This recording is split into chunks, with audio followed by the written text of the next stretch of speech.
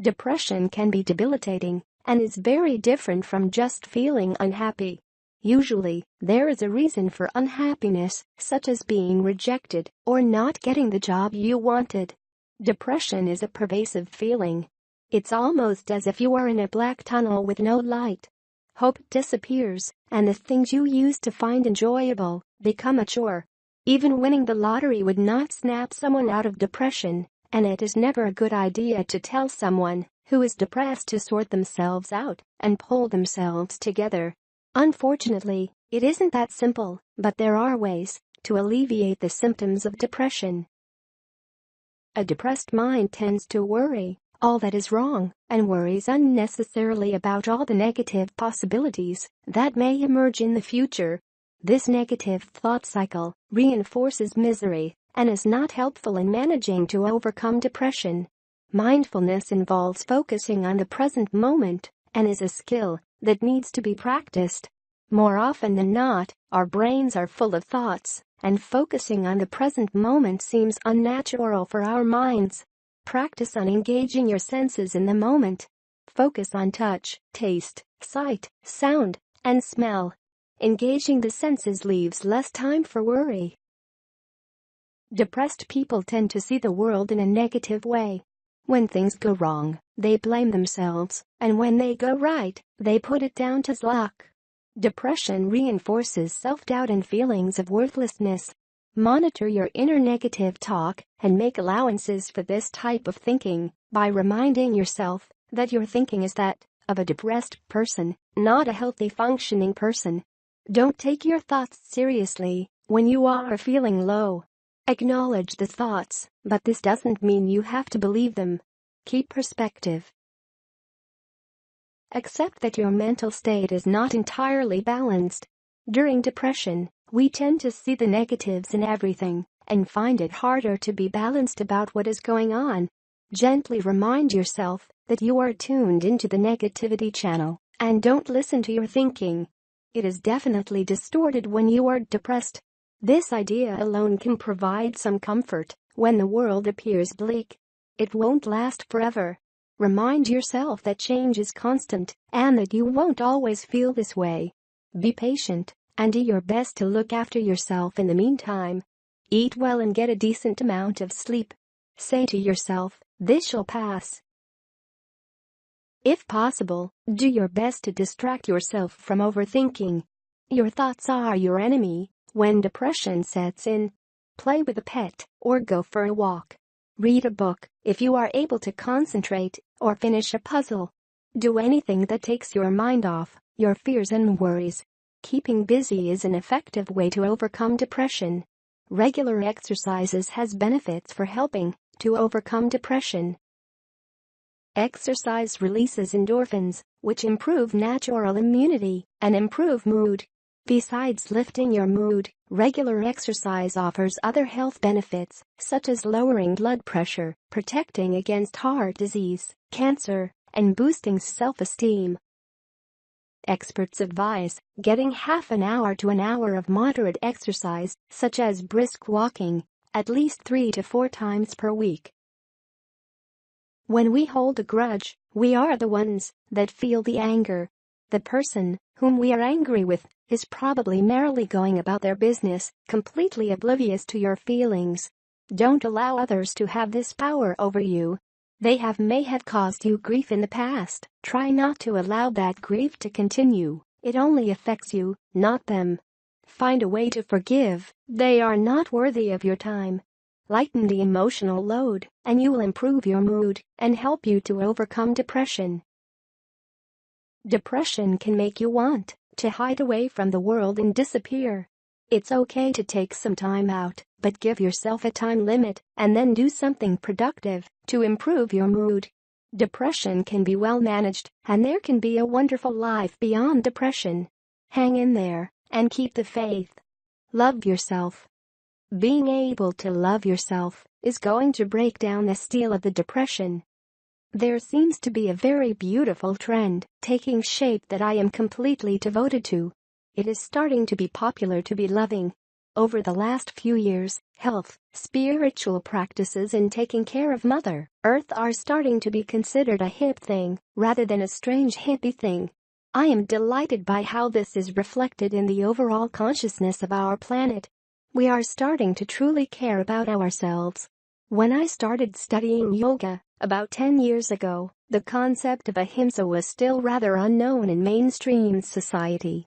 Ahimsa is one of the cardinal virtues and an important tenet of Jainism, Hinduism, and Buddhism. Ahimsa is a multidimensional concept inspired by the premise that all living beings have the spark of the divine spiritual energy. Meditation, yoga, vegetarianism, conscious consumerism, recycling, all those trends have really only been taking root in the last few years. Of course, there are issues, and they need to be addressed. But what matters is the shift that we see happening on a global scale. What does this tell us about the individuals who make up our societies? It simply means we are starting to genuinely love ourselves more. I know we still have some work to do, but we are on the way. And as on every path, the important thing is keep going. Keep loving yourself. Keep pampering yourself and noticing. Keep noticing what is happening around you and how our society and the way we treat our Earth is changing. Why? Because taking care of yourself, loving yourself, living your purpose will lift the entire planet. Here are 8 steps of how to truly love yourself. 1. Serve the world by living your purpose. What is your soul's deepest desire? What is your biggest dream for your own life? Chances are that it's not a 9-to-5 desk job.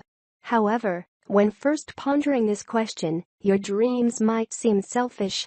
Start by seeking out those people who celebrate you being big.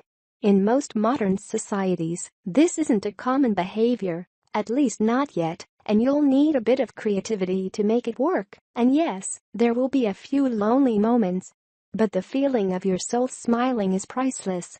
And once you experienced this feeling, it is hard to ever go back. Consider this powerful quote by Marianne Williamson. She said, "Our deepest fear is not that we are inadequate. Our deepest fear is that we are powerful beyond measure. It is our light, not our darkness, that most frightens us.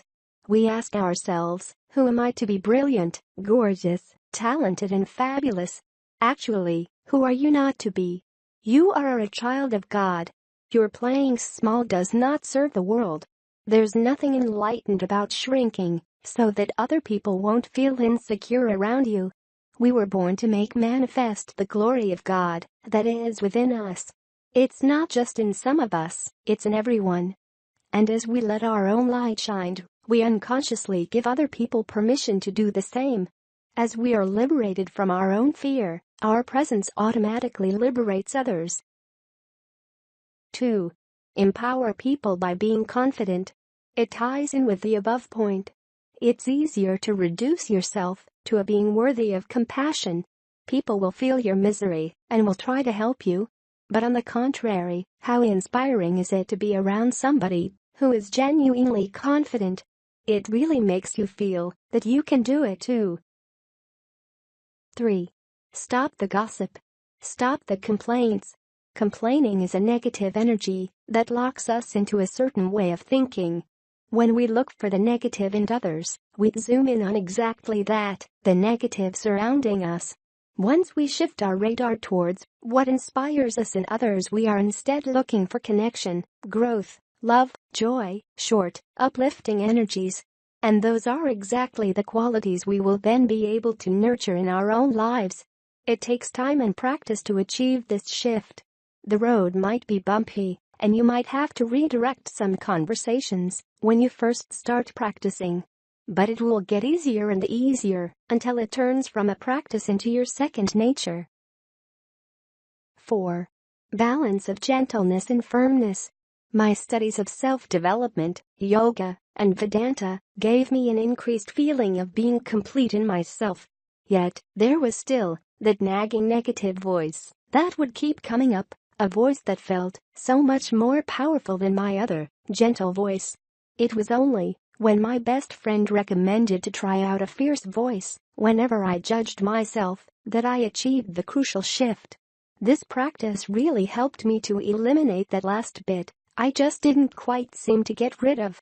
Now, when my inner voice criticizes myself, I know how to be fierce and redirect my thoughts with firmness. The best thing you can do for yourself is finding the balance for yourself. Find out when you need to give yourself a kick, but also when you need to give yourself a big hug and a bubble bath. 5. Keep promises made to yourself. When you make a promise to yourself, keep it. Honor your own word to yourself, whether that is to take a break, go on a holiday, go to a yoga class, eat more healthy, or go to bed early. Imagine what your friend would say if you'd let her down as many times as you let down yourself.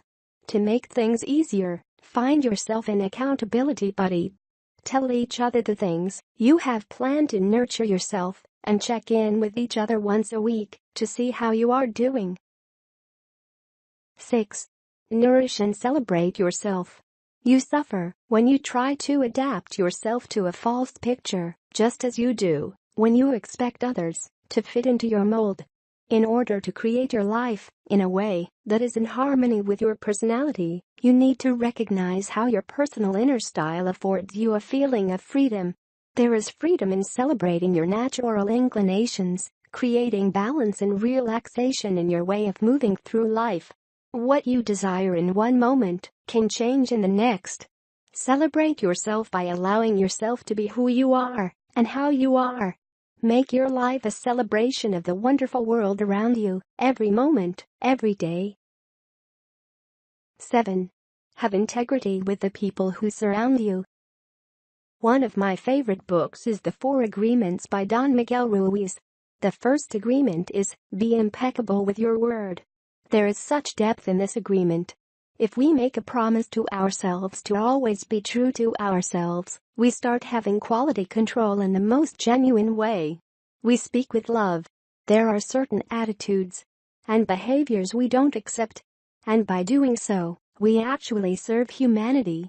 There are so many people out there, it is totally fine to not open up to all of them. But we can find ways to be respectful and friendly in all situations.